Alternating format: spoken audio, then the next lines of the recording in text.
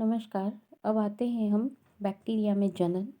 तो जीवाणुओं में रिप्रोडक्शन किस तरह से होता है। बैक्टीरिया में रिप्रोडक्शन मुख्यतः वेजिटेटिव और एसेक्सुअल विधियों के द्वारा संपन्न होता है।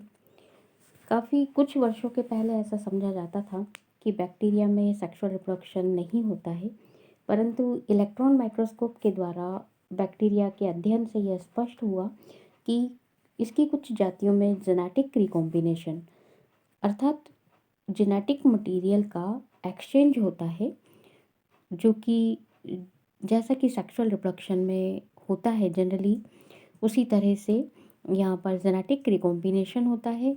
और ये जेनेटिक रिकॉम्बिनेशन यूनिडायरेक्शनल होता है। तो इस तरह से यहाँ पर जेनेटिक रिकॉम्बिनेशन भी मतलब सेक्सुअल रिप्रोडक्शन का ही एक पार्ट है। तो यहाँ पर इस तरह से वेजिटेटिव रिप्रोडक्शन है, सेक्सुअल रिप्रोडक्शन और जेनेटिक रिकॉम्बिनेशन। तो सबसे पहले हम आते हैं कि वेजिटेटिव रिप्रोडक्शन किस तरह से होता है। तो वेजिटेटिव रिप्रोडक्शन मुख्य रूप से बाइनरी फिशन, द्विविखंडन, मुकुलन, बडिंग, सिस्ट फॉर्मेशन और गोनिडिया या सेगमेंटेशन के द्वारा वेजिटेटिव रिप्रोडक्शन होता है। सबसे पहले आते हैं हम कि बाइनरी फिशन किस तरह से होता है बैक्टीरिया के अंदर। तो जब वातावरणीय दशाएं अनुकूल होती हैं तब जीवाणु कोशिका में बाइनरी फिशन की प्रोसेस होती है।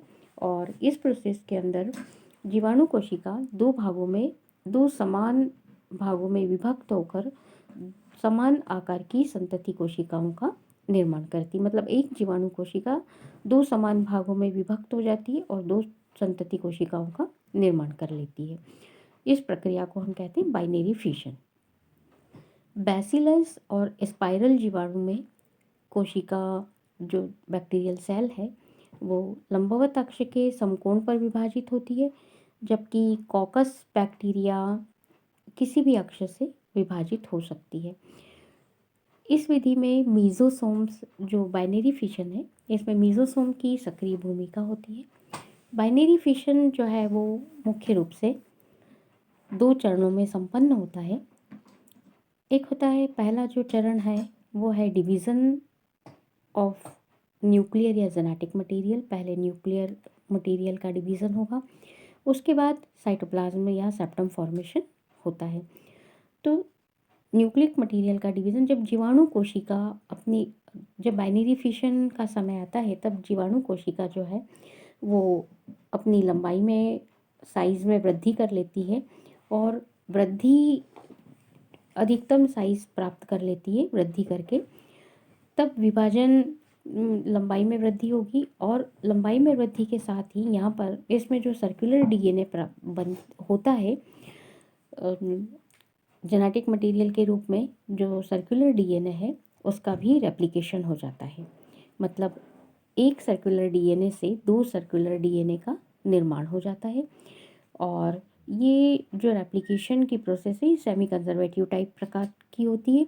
और ये दोनों डीएनए खंड मीजोसोम के मतलब जो मीजोसोम है उसके विपरीत ध्रुवों पर चले जाते हैं और जो केंद्रकीय पदार्थ के विभाजन के समय स्पिंडल फाइबर यहाँ पर नहीं बनते हैं। और इस प्रकार के विभाजन को हम कहते हैं एमाइटोसिस डिवीज़न। तो इस प्रकार से दो डीएनए सर्कुलर डीएनए बन गए हैं और जो दोनों अलग अलग ध्रुवों पर चले गए, मीजोसोम से दूर दोनों अलग अलग ध्रुवों पर चले गए हैं। अब यहाँ पर दूसरा जो प्रोसेस है कि साइटोप्लाज्म का सेप्टम फॉर्मेशन। तो सेप्टम फॉर्मेशन अब यहाँ पर किस तरह से होता है, तो केंद्रकीय पदार्थ का जो विभाजन होता है उसकी अंतिम अवस्था में जीवाणु कोशिका के मध्य भाग पर जो इनवेजिनेट जो जीवाणु प्लाज्मा मेम्ब्रेन जो इनफोल्डिंग्स होने लगती हैं और ये जो इनफोल्डिंग्स है ये सेंट्रीपिटल क्रम में आगे बढ़ता है। तो भित्ति की जो चार सेल वॉल की जो चार परतें हैं उनमें से सबसे अंदर की जो L2 लेयर है प्लाज्मा मेम्ब्रेन के साथ साथ ये फोल्डेड होती है और सेप्टम इनिशियल बनाती है। ये सेप्टम इनिशियल धीरे धीरे बढ़ता जाता है और कोशिका की सतह पर एक कंस्ट्रक्शन के रूप में दिखाई देता है।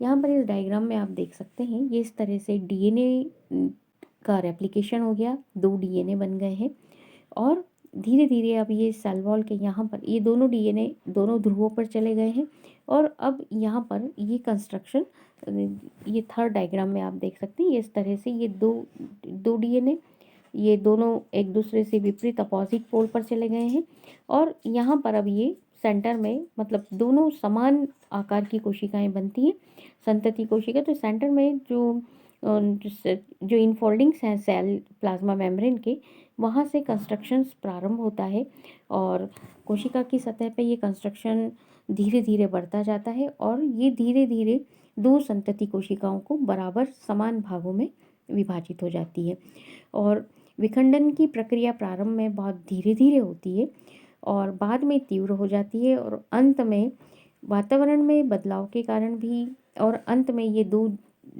संतति कोशिकाएं इस तरह से डॉटर सेल्स, यहाँ पर ये इस तरह से 2 डॉटर सेल्स बन जाती हैं और ये प्रक्रिया जो विभाजन की बाइनरी फिशन की प्रक्रिया है, ये वातावरण में बदलाव के कारण विभाजन की दर में गिरावट आ सकती है या बढ़ोतरी हो सकती है। अनुकूल परिस्थितियों में विभाजन लगभग 18 से 20 मिनट में पूरा हो जाता है और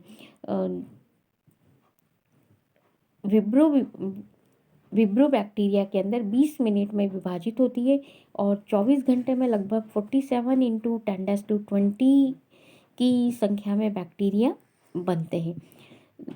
कई बार कुछ कारणों से बैक्टीरिया की संख्या में जो कमी होती है, तो वहाँ पर भोजन, ऑक्सीजन और जल की कमी के कारण भी विभाजन की दर में कमी होती है। कोशिका के द्वारा स्रावित कुछ पदार्थ इनकी वृद्धि और विभाजन में रुकावट डालते हैं।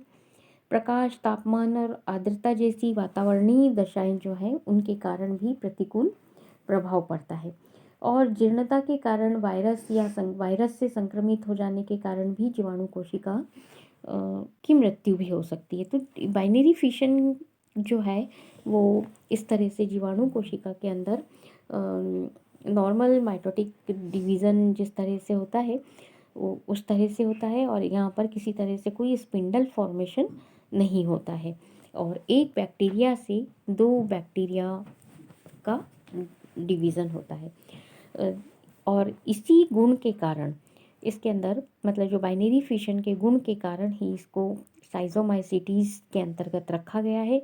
जैसा कि नाम है, साइजो मतलब स्प्लिट और माइसिटीज़ मतलब फंजाई, तो इसको इसीलिए साइजोमाइसिटीज़ वर्ग के अंतर्गत रखा गया है। और इस तरह से ये यहाँ पर डायग्राम में आप देख रहे हैं बाइनरी फिशन, और ये बाइनरी फिशन ये इस तरह से जीवाणु कोशिकाओं की संख्या में वृद्धि होती है।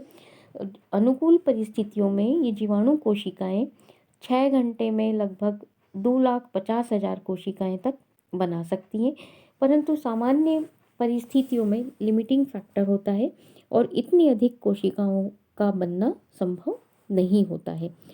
तो इस तरह से ये कंस्ट्रक्शन की प्रोसेस होकर, और कंस्ट्रक्शन के वर्क में मीजोसोम्स का मुख्य कुछ एंजाइम सीक्रेट होते हैं मीजोसोम्स के द्वारा, जो कि कंस्ट्रक्शन को प्रमोट करता है।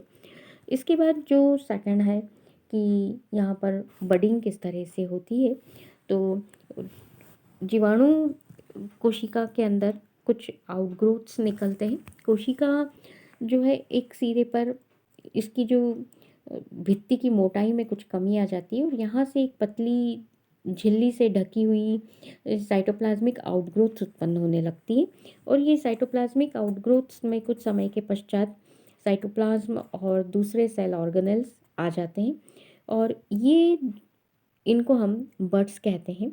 और ये जो बड्स हैं ये जनन कोशिका से कंस्ट्रक्शन के द्वारा, जनक कोशिका से मतलब जो पेरेंट सेल है उससे कंस्ट्रक्शन के द्वारा पृथक हो जाती है और ये नई कोशिका एक नई जीवाणुविक कोशिका के रूप में कार्य करने लगती है।